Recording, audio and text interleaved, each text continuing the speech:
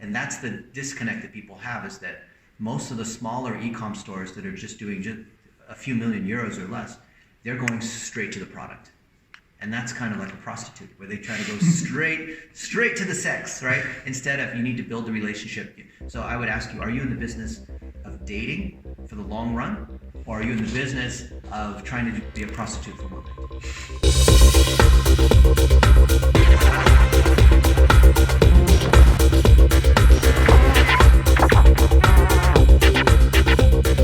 23 years ago, I started in digital marketing.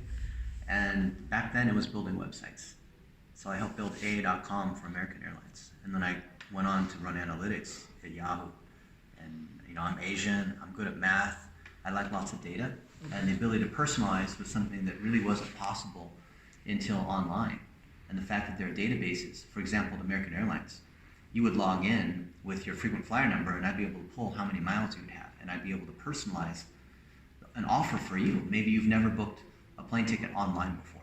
Mm-hmm. So I would say, hey, Valentin, 5,000 miles if you book online. And that way you'd have an incentive to book on the website versus go to a travel agency, versus call on the phone, versus go to somebody else.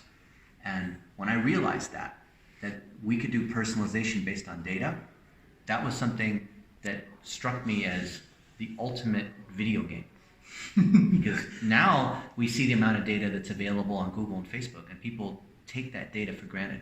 But the fact that you can associate these different categories of users with different offers and different content is something that really wasn't possible until the internet. Excellent. So you've got into this space. I mean, you're a big proponent of using the data to actually, and using properly the budgets. What's your take on, let's say, what's your advice for companies which are unaware about what they are getting, what they are having in terms of their own data? How would they start to properly use their data? Most companies aren't even using their data. Most companies, maybe they're collecting the data, and that becomes quite a chore because they have lots of tools. Mm-hmm. But here's the way I think about it. Marketing, in terms of the output that a company provides to try to drive sales, is usually not very well targeted. It's not very relevant. Like, a lot of the ads that you see are going to be for things that are not really relevant to you, or you see the same ad over and over and over again. So that's a sign of dysfunctional marketing, and I call that spam. A lot of people think spam is, Viagra or things that are just, kind of disgusting maybe, right? But I think most marketers are spammers. They're spammers because they don't have personalization. If you don't have something that's so good that it feels like a recommendation, then it's spam.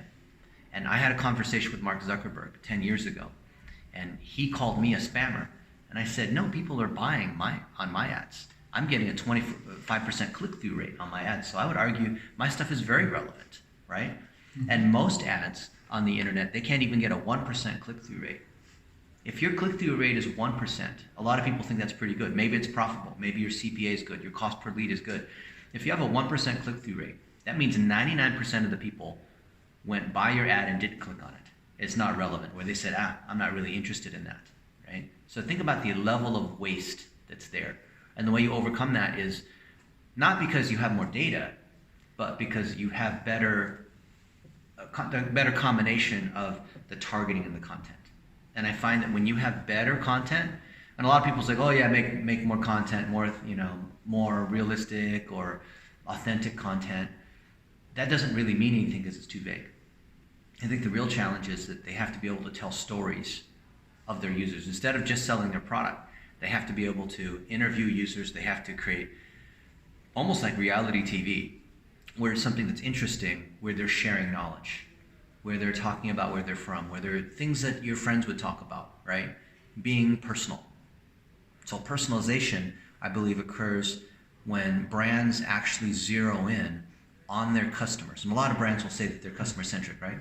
Because they have data and they have lots of tools and they hired a fancy agency. I would argue most of them are not. Because unless you're capturing video, just like in this video, unless you are out there with your operations people, with your retail people, whoever interfaces with the customer, if they're not collecting 1-minute videos, not about testimonials, about how amazing the product is, because that's just a commercial, but stories and saying, hey, Valentin, why don't you tell me about Bucharest? What's your favorite restaurant? right?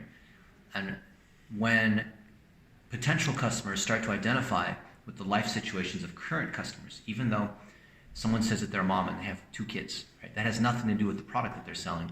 It still creates brand trust, and ultimately that's why people buy. Excellent. So let's take this way you are looking at things and apply it for the e-commerce vertical. So what would you do if you suddenly are the owner of an e-commerce player? Let's say you have like 2-3 million euro in revenue. You're selling something in the fashion or beauty or cosmetics or whatever. What would you do based on all this great approach that you have? I've looked at hundreds of e-commerce players that are fashion or beauty or clothes or lipstick or whatever it might be. 99% of them are focusing on just their product. And they're trying to drive from email or Facebook ads or Google ads straight into the shopping cart for a purchase. And that's great. You know, you've gotten from nothing all the way to a couple million euros a year. Fantastic, right? And it's amazing how a lot of the small businesses say they're less than 20 million euros per year. They're able to get there just because they have a charismatic founder, just because they optimize on Google, just because their email marketing programs are working well. Yeah. But if you want to go to the next level and have your business get 10 times bigger, you're going to have to do something different. And that means going from just focusing on the product, which is the website being a shopping cart, and all the things you do to optimize the shopping cart. You know, no disrespect to all those hard things where you have to make sure everything loads fast, you have to have the right descriptions, you have to have the premium feeds, right? Google Shopping, Facebook dynamic ads, all the different ways of buying traffic. Great, you have all that. But one level above that is talking about your customers. So moving from the product, which is the what, and moving into the why, which is why these customers buy, and interviewing them about their life, about what's important to them, about stories of their kids, about their favorite hobbies, about everything them as a person. And then you can talk about your product, because if people are consuming these little snippets of the lives, authentic stories of their customers, you can do remarketing. The beauty is you have email remarketing, you have Facebook remarketing, you have Google website remarketing.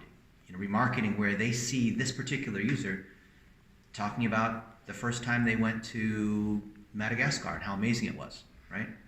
And then you remarket, and the next time Google or Facebook or YouTube or whatever will show another video, this time the customer is using your product, right?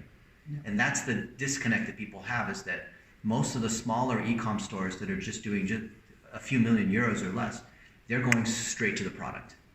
And that's kind of like a prostitute, where they try to go straight to the sex, right? Instead of, you need to build a relationship. So I would ask you, are you in the business of dating for the long run? Or are you in the business of trying to be a prostitute for one night? Right? You can be very successful because I need to drive a sale right now. Okay, well there's certain tactics if you want to try to drive a sale right now versus you want to build a relationship over time, right? Okay, so how do you build a relation after you have all this data? Are you a proponent of orchestrating on all the channels, or because you are talking a lot about Facebook, do you doesn't matter, Facebook, any channel. Mm-hmm. Yeah. We want to drive sales, right? Yeah. Wherever we're getting the most impact, wherever we're getting the most sales, is where we want to invest the most effort. I don't believe that we should have the peanut butter approach, where we like you mentioned yesterday, where we try to do every single channel. I'm going to do, like for example, earlier today we were talking about Quora, right? And all the amazing opportunities for Quora, because a lot of the people on Quora came from the Facebook ads team. So it's great for selling products, right? But now we're going to do Twitter, now we're going to do YouTube, now we do Facebook, now we have to do, Google Display, now we do, Gmail ads. I don't believe in that. I believe you simply do this. Look at where your sales are coming from. So you go into your Google Analytics, go into the Shopify, go into the cart, and see what's the number one source of driving sales, and try to get 10 times more of that. I really don't believe in trying to cover every single channel, right? The exception could be that if you haven't done Facebook, then there's just so much traffic on Facebook that you basically have to do Google AdWords and Facebook. But beyond that, double down on the things that are working. Yeah, and then double down on the content that's working, right? Okay, and then you can switch to other channels. Okay, yeah. So tell me, what's pissing you off at this moment in this digital marketing industry? What's the most annoying thing? The most annoying thing is people that don't know what they're talking about.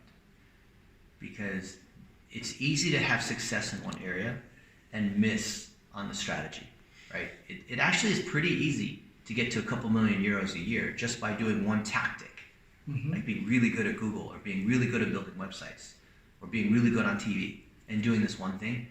But people get so, and I get it, like if you're a small business and you can't afford to invest in a team and every dollar you have to watch very carefully, then you tend to be conservative in terms of your approach. You don't want to really take a lot of risks. But the irony is that if you're strategic, you take that longer term view, yet you're willing to test at the same time. You're still watching every dollar.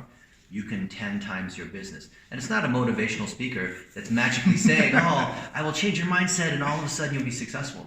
I believe that success in digital now, because tools are so sophisticated, the people that are going to win in the long run have an actual strategic mindset, which is not channel level tactical mindset. Yep. The fact that you're watching this or reading this means that you already have some level of success and you're trying to get more. That means you're going to have to do something a little differently now. Excellent. Thanks a lot, Dennis. Thanks, Valentin.